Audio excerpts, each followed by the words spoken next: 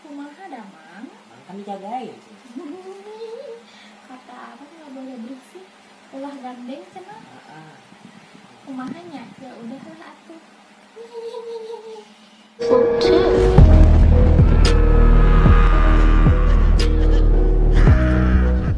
Halo sobat, kembali lagi bersama saya, Redo. Ada cerita yang saat ini sedang viral, yaitu berasal dari akun Twitter yang bernama Valen Zaman. Yang mana cerita ini diklaim oleh penulisnya merupakan cerita yang benaran terjadi, bukan cerita bohongan atau cerita fake. Dimana di dalam cerita ini, Valen Zaman ini beserta adik perempuannya yang bernama Ara berinteraksi dengan si Lasmi, yang mana Lasmi ini adalah sesosok kuntilanak merah.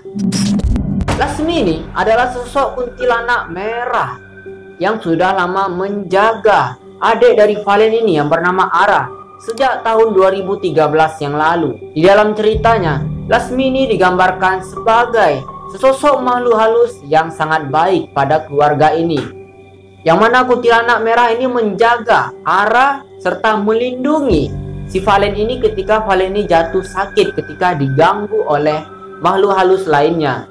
Cerita awal lengkapnya bagaimana si Lasmi ini bisa kita ketahui asal usul dari kisah hidupnya adalah ketika si Valen ini ingin mengetahui kisah dari si Lasmi ini melalui adiknya. Jadi si Valen ini ingin melihat langsung bagaimana bentuk si Lasmi ini karena ia telah begitu penasaran. Melalui Ara, si Lasmi mengatakan bahwa ia sangat berbahaya apabila dilihat secara langsung oleh abangnya tadi.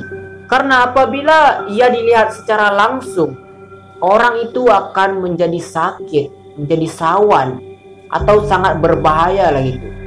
Karena Lasmi ini ingin menjaga si Valen ini supaya tidak terjadi apa-apa, akhirnya ia nggak mau menunjukkan dirinya. Nah, jadi si Ara ini berinisiatif untuk meminjamkan tubuhnya kepada si Lasmi supaya Lasmi memasuki tubuh Ara dan berinteraksi, bisa mengobrol dengan si Valen ini. Di dalam video singkat ini kalian bisa lihat bahwa terdapat rekaman Ara ini sedang dimasuki oleh si Lasmi ini, dan kalian bisa mendengar ketawa kecil yang sangat merinding dari Lasmi ini. Kumaha damang? Kan dijagain. Kata abang nggak boleh berisik.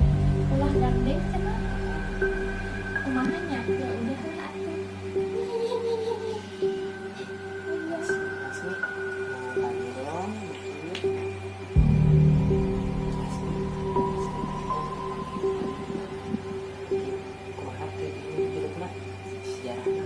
Kehidupan naon tah? Sebenarnya video ini berdurasi kurang lebih setengah jam, namun si pemilik akun hanya meng-share setengah menit saja. Sebelum bercerita, si Lasmi sempat menggambar, yang mana foto pertama yang kalian lihat ini merupakan foto Lasmi ketika masih hidup, dan foto yang kedua ini merupakan foto Lasmi yang telah menjadi kuntilanak merah, yang mana perawakannya ini digambarkan memiliki mata yang begitu merah serta mulutnya yang sobek sampai ke telinganya. Bisa dibilang perawakannya mirip dengan hantu kunci Sake Onna yang berasal dari Jepang dengan mulut sobek. Jadi singkat cerita, Lasmi ini hidup sekitar 100 tahun yang lalu sebelum Indonesia merdeka ya, yaitu pada zaman penjajahan. Ia juga seorang pesinden musik dan suaminya adalah juga pengiring dari penyinden ini. Lasmi menikah pada umur 12 tahun. Lasmi mengungkapkan juga itu merupakan hal yang lumrah menikah pada umur yang begitu muda.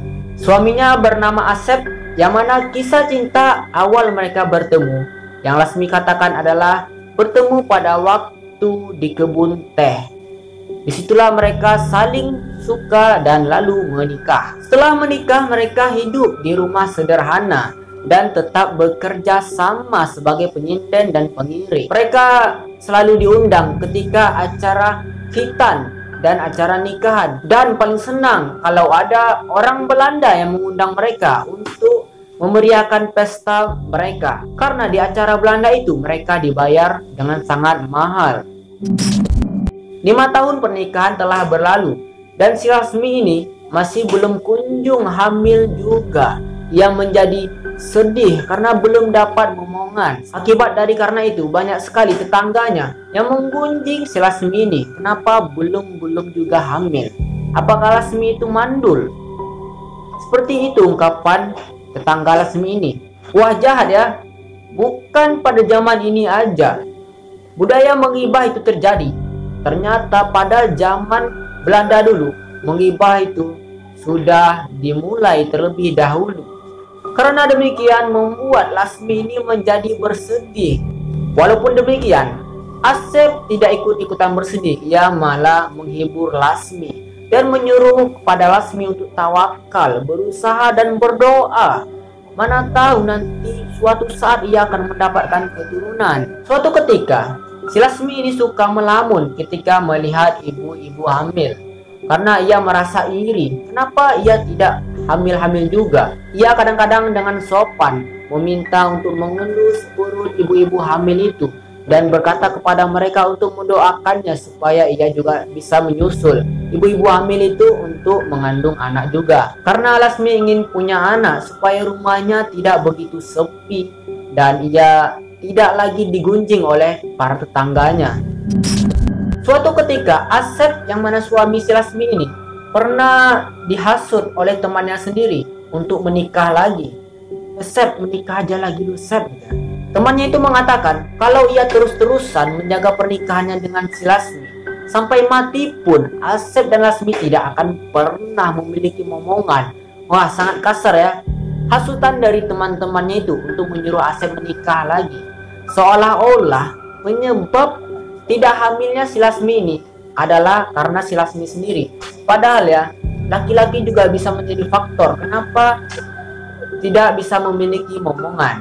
Walaupun demikian, Asep menyatakan ia tetap setia dan tidak ingin menikah lagi. Ia tetap cinta kepada si Lasmi ini. Suatu ketika Lasmi ini telah menyelesaikan pada suatu acara, yaitu acara Belanda, Lasmi pernah bertemu di jalan dengan seorang londo Belanda. Yang mana londo ini mencoba untuk menggoda Lasmi untuk melakukan hubungan terlarang. Soalnya londo ini juga mengetahui tentang permasalahan si Lasmi ini. Tidak kunjung-kunjung hamil juga. Lasmi menyebutkan ia hanya mengucapkan terima kasih dan mengatakan ia tidak akan mengkhianati suaminya. Wah, sungguh cinta yang sangat luar biasa di antara dua orang ini. Sangat setia. Mendengar pernyataan si Lasmi, londo itu tertawa, lalu menepuk pantatnya si Lasmi itu, lalu pergi begitu saja. Si Lasmi terlihat tersenyum dan menahan tangisnya. Wah, kampret ya londo Belanda itu ya. Enak kali dia menepuk pantat Lasmi ini.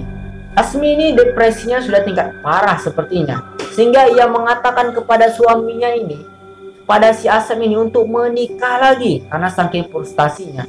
Nikah aja lagi mas, supaya mas tidak seperti ini, tidak memiliki momongan itu. Karena Asep setia nih, ia tidak mau, ia tetap mencintai Lasmi nih bagaimanapun keadaannya. Setelah 10 tahun menikah, akhirnya kabar gembira datang. Lasmi akhirnya hamil. Awalnya ya, Lasmi ini tidak mengetahui dirinya itu sedang hamil karena yang ia rasakan hanyalah muntah-muntah saja. Akhirnya ia ngeh nih, wah ternyata ia hamil. Akhirnya ia mengabarkan kepada suaminya bahwa ia hamil dan itu merupakan kabar yang sangat gembira dan bahagia sekali bagi mereka. Setelah mengetahui si Lasmi ini hamil, Lasmi beserta suaminya masih tak bekerja untuk menyindet. Padahal ya si Lasmi ini sudah dilarang sama Asep untuk di rumah saja karena ia telah hamil, takutnya terjadi sesuatu karena kelelahan. Namun si Lasmi ini tidak ingin meninggalkan suaminya karena suaminya pada saat itu sedang sakit juga. Ia mengatakan tidak mau suaminya kalau bekerja sendirian saja. Ternyata kebahagiaan itu hanya terjadi 3 bulan saja sobat. Ketika usia kandungan dari Lasmi ini 3 bulan, mereka mengalami musibah. Tepatnya pada waktu itu, si Lasmi ini pulang sendirian menuju rumahnya pada waktu malam, yang mana pada zaman itu cahaya itu remang-remang dan redup-redup, tidak ada cahaya yang menerangi jalan gitu. Tiba-tiba aja nih ya, ketika Lasmi sedang jalan, muncul satu mobil yang tiba-tiba menabrak si Lasmi ini, yang mana mobil itu juga tidak memiliki lampu penerang. Wah, kacau ya. Akibatnya si Lasmi terseret kurang lebih sejauh 8 meter. Dan dengan bangkainya ya, mobil itu malah meninggalkan si Lasmi dengan keadaan rahangnya yang telah patah dan mulutnya sampai sobek sobat. Padahal ya, Lasmi mengungkapkan kalau ia diselamatkan pada saat itu juga mungkin ia bisa terselamatkan. Namun tidak, mobil ini malah pergi begitu saja sampai ada orang yang menemukan Lasmi ini. Namun sayang, Lasmi sudah tidak bernyawa lagi. Dan pada saat itu juga kandungannya berkontraksi dan akhirnya keguguran. Nah sobat, itulah ungkapan cerita dari si Lasmi ini. Ia bercerita melalui tubuh Ara, yang mana Lasmi ini sangat dekat kepada Ara dan keluarga Ara ini juga. Dan Ara mengungkapkan Lasmi ini merupakan kuntilanak merah yang sangat baik. Nah sobat, bagaimana pendapat kalian tentang paranormal experience dalam cerita kali ini? Tuliskan komentar kalian di bawah. Oke, sampai jumpa lagi di lain waktu. See you next time and bye-bye.